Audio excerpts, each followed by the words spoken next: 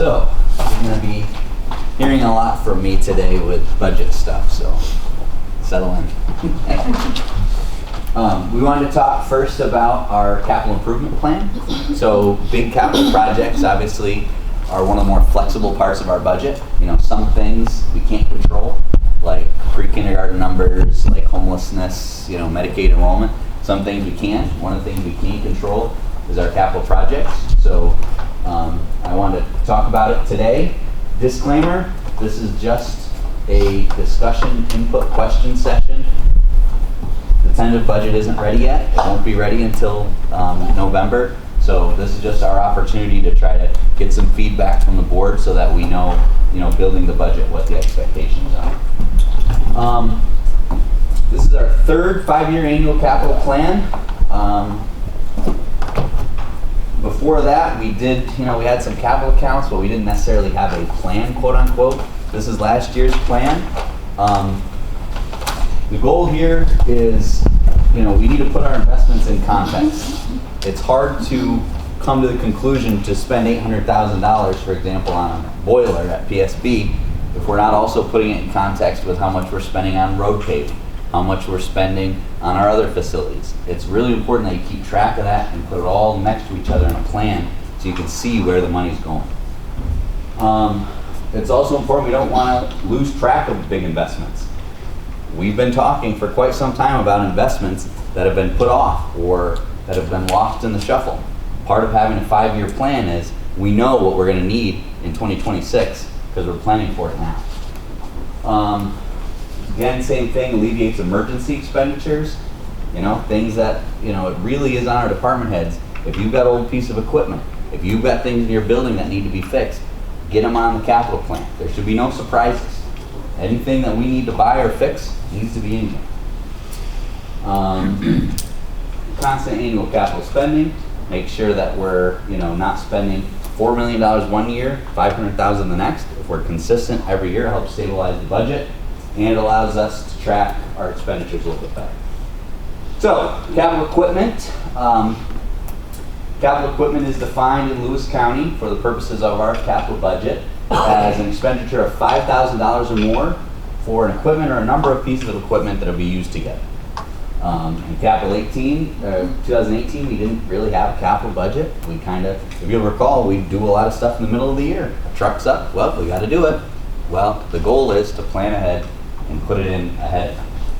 2022, I would say, or 2019, we had what I would call an incomplete capital budget, but we were getting there, and we spent about $222,000 total on capital equipment. 2020, we had a pretty well done capital plan.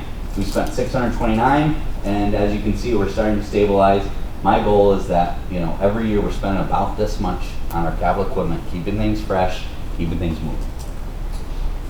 Capital equipment for next year. So, this is what we're planning tentatively to spend in 2021. Buildings and grounds, we'll be getting a new lawnmower. Highway, they have their traditional $200,000 that we've set aside for them every year.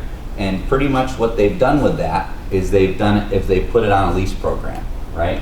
So next year we're paying on 1, 2, 3 leases, right? And then the loader that we got in 2019. And so that leaves only $12,000 left for things that come up throughout the year, but that's enough cushion to most of the time to get them through. And so their $200,000 is spoken for before we even go into the year. But that to me is fine, because instead of driving around, 15 rust buckets, we're replacing them on some good schedules. We're getting things on schedules and we're moving them through. Capital equipment. Brian? Yes. How long is the plan for that equipment to last before you roll it over to the lease stuff? Well, after 5 years we own it, and then I think we only end up keeping it for. Warren, do you know what the long term is for that? Depends on how they hold up, really. Yeah, 10 to 12 years. Okay. I try to. Thank you. After the 5th year of the lease, we own it. So it's just, it allows us to get more equipment through without having, because if with only 200,000, we'd be able to buy one truck, and then one truck, and then one truck. This lets us do a little bit more. Okay, Brian. Yeah. Why are we buying a Ferris? Matt, can you explain that? Most expensive one out there. It actually isn't, but we bought one last year, and it has the best suspension and the best seat suspension for the guys who spend several hours on them, and it does not fatigue them as much, and it cuts really well. It cuts faster and better than some of the other ones out there.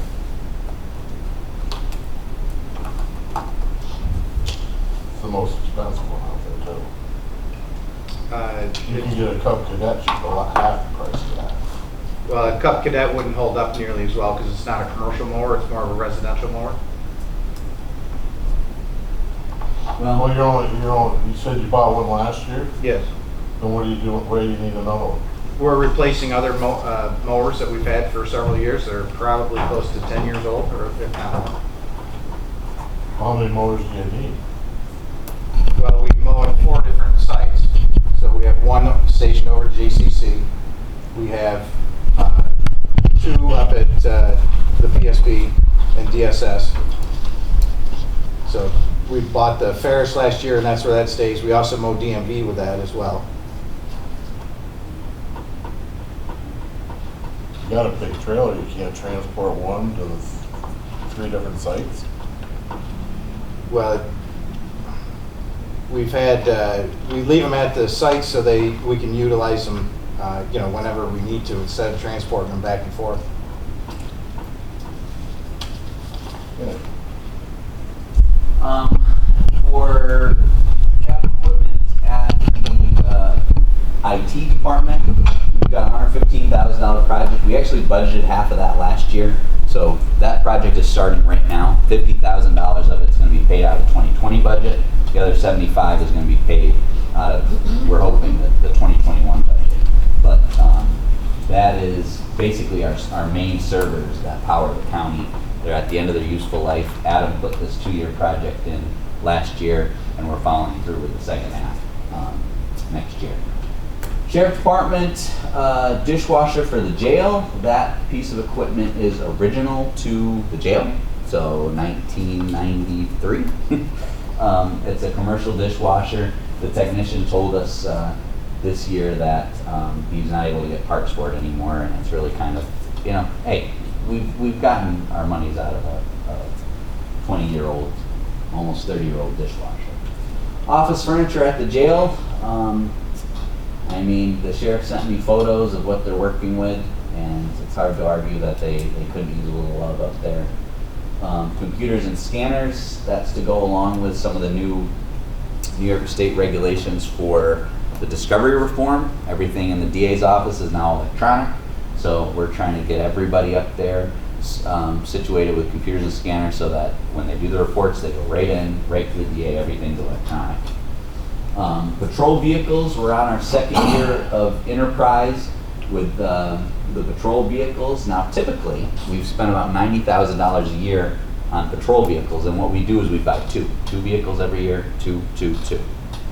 Similar to what we just talked about with highway, we're trying to get our patrol cars on a lease system, like we have with Enterprise. Enterprise, this is the first year they're doing, last year was the first year they're doing emergency vehicles.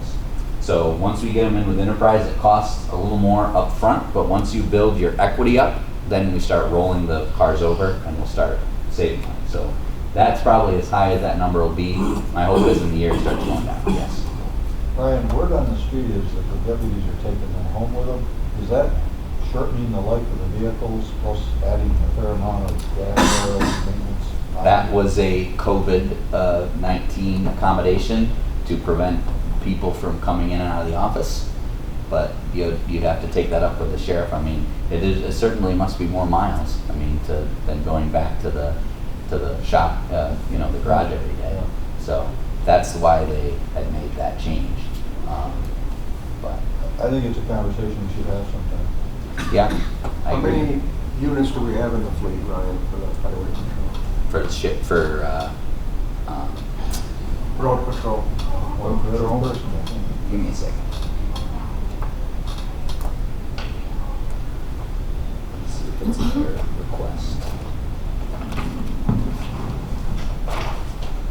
I know there's always 3 in Crogat Well, if they're taking them home, there must be one for every person. Yeah, they are. They are. Well, they don't have enough for one for every person. No? I know that they don't have that, because they've put in requests in the past to go up to one for everybody, and we said that's not necessary. So they don't have, it's not a one for one, but, I'd have to get back to you on my enterprise spreadsheet, I don't have it right here. Just, but- you knew off the top of your head, just, I I do don't. know that there's always 3 in Krogan. Krogan proximity, Krogan Beaver Falls that I see, Yeah. and I randomly, I don't run the roads as much as I used to, and it seems like they're always in those driveways. I think that's around 14, but I get back to you because we did 7 last year and we're doing 7 this year, and then that, to me, was putting the whole fleet on. So I think it's 7 and 7. But. Thank you. Some other cars too. Yeah, but some of those can't be replaced with enterprise, like the pickup truck that was bought through the grant funding. So you can't replace, a grant truck back in here. So. The other request from the sheriff was their snowmobiles, which look like this. They are older models that they're requesting to get replaced. They are. Why are they just looking like that when they hardly use them? Certainly don't have right in any picture. I think I saw somewhere is around. It's got the miles on it, 8,000 miles. Yeah, something like that.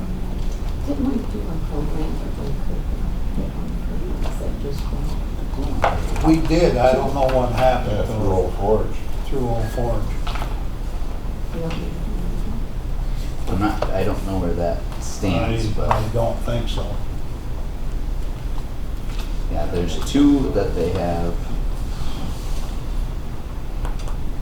Should have page numbers on this, sorry. Here we go. Okay, we have a 2007 Polaris Fusion with 7,354 miles and a 2005 Polaris Edge with 9,850 miles. And they'd like to replace those with 2 new sleds next year. Is that all the sleds he has? Yeah. Geez, he's got new ones. And we just, thought we just recently did something with Inlet, Yeah, Old Forge, Inlet. didn't we? I thought we did Get too. one for the Smiths and Old Ford? Yeah. 1 or 2. That had to go back at the end of the year. They only let us use it for. They let us use it for a year, or we can buy it at a reduced rate at the end of that, I thought that's Time what we were frame. doing. Okay. Well, that's the sheriff. At this point, these are requests that I'm thinking we should be able to afford next year, but before they go into the actual budget, we're gonna have to get a lot more of that information for you guys. Okay. But I think these only 2 we own, I'm pretty sure. I've been up to that garage, they only got 2 in there. So, Maybe they're at home too. Yeah. I think we got an Osceola. Yeah. Solid waste, this is part of the project that we've been talking about with them for months and months and months now with the new open top 100-yard system. They got to get 2 new trailers and a recycling, that recycling trailer is separate, but the 2 ejection trailers, that's built into the calculations I've been giving you guys for the total cost of the solid waste renovation. The equipment cost is in there, but for the purpose of this budget, we're breaking out equipment and projects. But that 100 is included. The recycling trailer, 50% of that will be paid for by the Development Authority. So we still have 50% reimbursement on all recycling expenses. Capital projects are defined as an expenditure of $10,000 or more. This is the instructions that we give department heads. New and expanded physical facilities of relatively large scale, relatively large life expectancy, large scale rehabilitation or replacement, purchase of equipment or any capital improvement when first erected or acquired. So I guess we could put, we can count those trailers as that. The cost of engineering, architect, studies, surveys, and acquisition of land. So capital projects, again, 2018, we didn't really have a formal plan. 2019, we spent quite a bit of money, but that wasn't all our money because we had 2 Bridge New York projects. That was the Jurgen Falls Bridge and the Blue Street Bridge. Last year, we spent a about, well, this year, $3.2 million on projects. And next year, I'm hoping we'll hit the $3.48 million mark of what we've got planned. So, capital projects, first up is Recreation, Forestry, and Parks, the Singing Waters Bathhouse. These photos are from Singing Waters. They, as you know, got a grant from DASNY for $50,000 to put in a new well and a new septic system.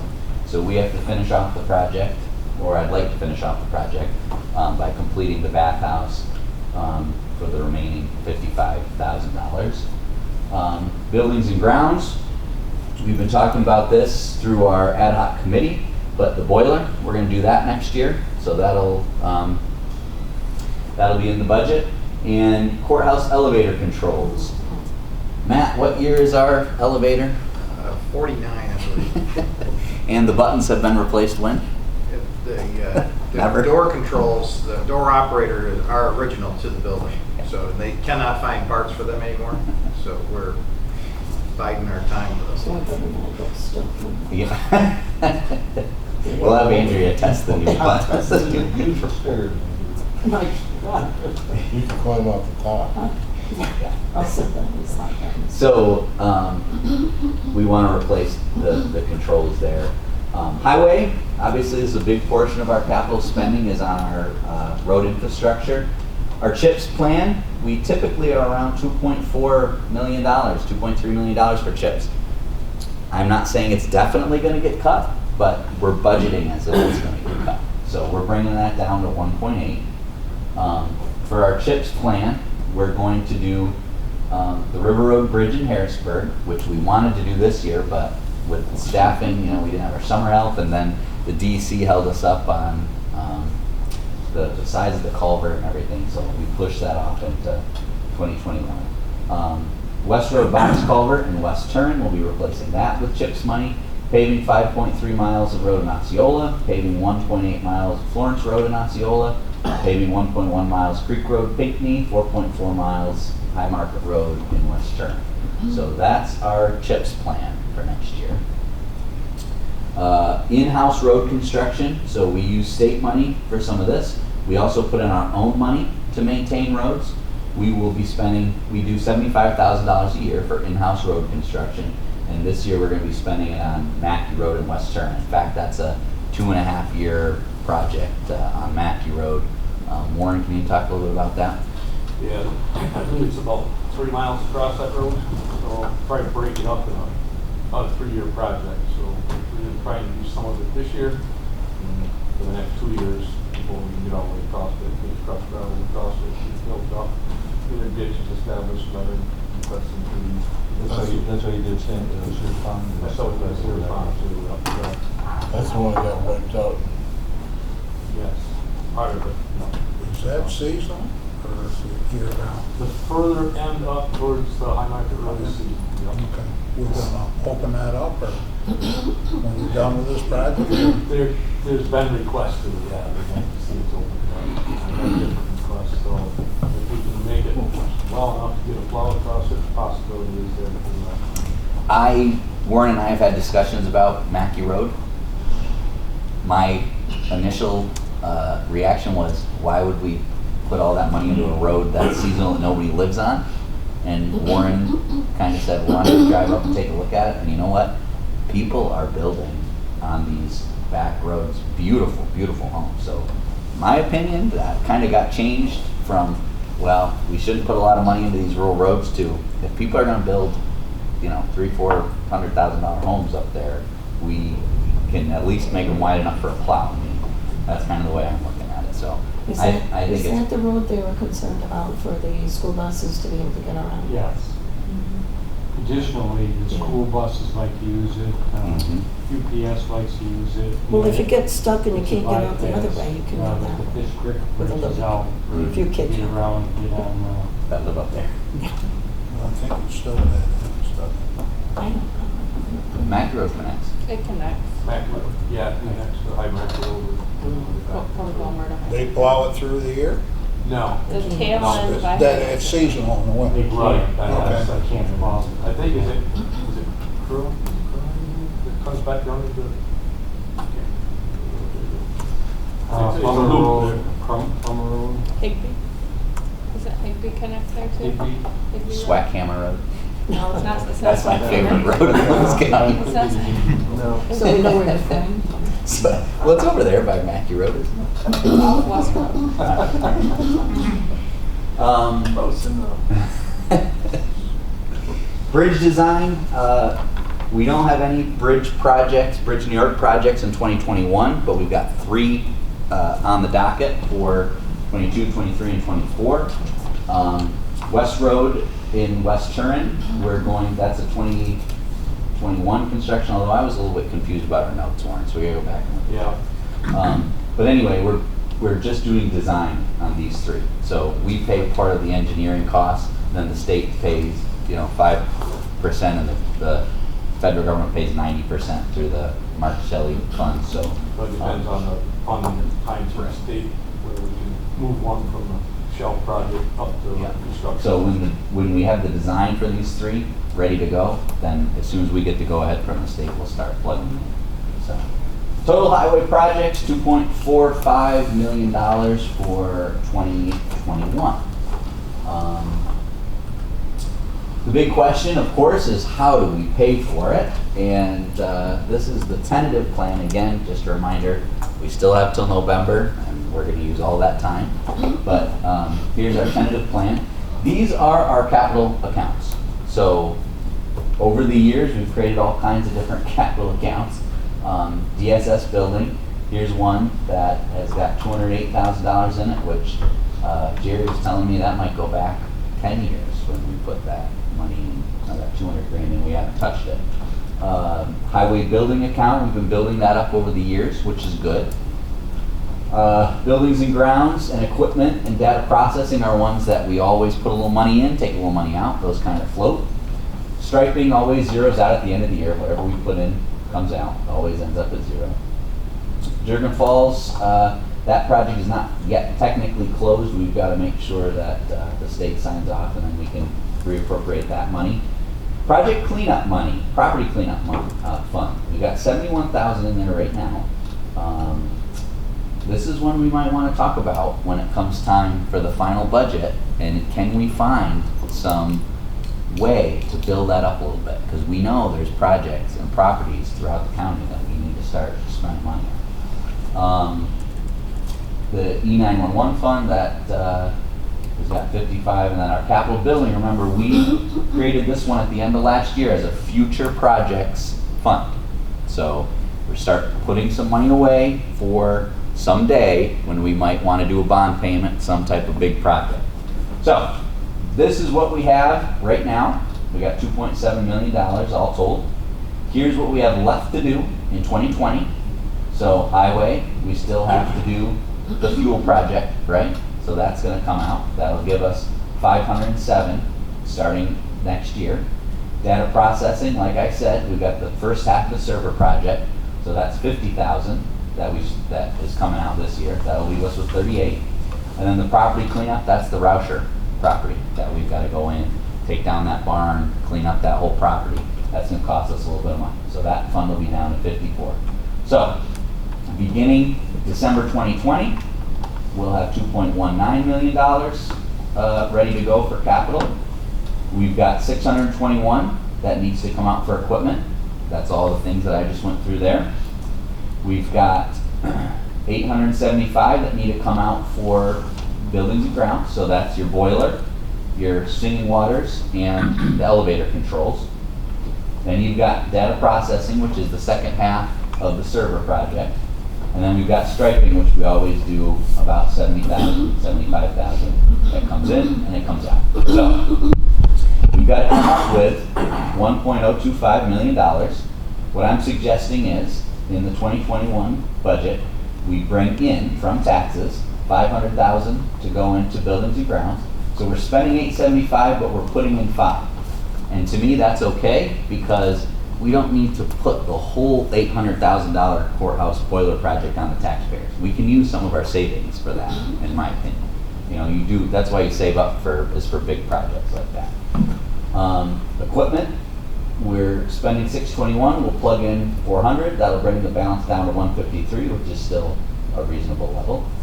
Data processing, we'll put in another 50. Every year about we put in 50 into that account. It's been pretty consistent. We always put another 50 grand into capital data processing. Striping, 75 in, 75 out. That'll balance out. And then this one here, I'm going to propose something to you guys that I think is a good idea. Larry and Jerry and I have talked about it. We have been, the last 3 years, setting money aside, as you know, for a future bond payment, and we've been building that into the budget. In 2019, we increased taxes a little bit so that we could start carving out some space for a future bond payment. I'm suggesting that we put $415,000 in the budget for a bond payment. Now, will we make a bond payment in 2021? Probably not. But we are now budgeting with that money available. So when we're ready to do the project, whatever that project may be, I know we've got more to discuss, but we can clearly show that we can afford it because we've been setting aside over $400,000 every year. So we did 410 last year, 450 this year. That means without ever putting a shovel in the ground, we'll already have 825,000 towards whatever type of building project you guys want to do. But to me, the fund balance isn't as important as the fact that we're able to do it. If we can show that we can put $415,000 in the budget and still balance the budget and not have to increase taxes, then we can clearly show that we can afford to do a big project. That's my point. Yeah. Where, I don't see in the highway part where the exterior building remodeled. Because we're going to use CHIPS money for that. Because we couldn't pave this year because of COVID. Right. So we, instead of using it for paving Osceola Road, we're using it on the side of our traffic. So that actually worked out because it's zero cost. The 875 Boiler project is public safety, right? Yep. 800,000. Yeah. And you had said 4,000, I thought it was. Oh yeah, PSB. Yep. Sorry. Yeah, public safety building. Yeah. So that's what tentatively Eric and I have worked out. We'll be transferring in $1.4 million, which, every year I've talked about the percentage of our budget that we spend on capital projects.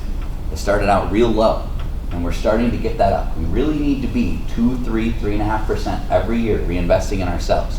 That's how you keep things from getting to the point where we were before, where we had leaky roofs and boilers that need to be replaced.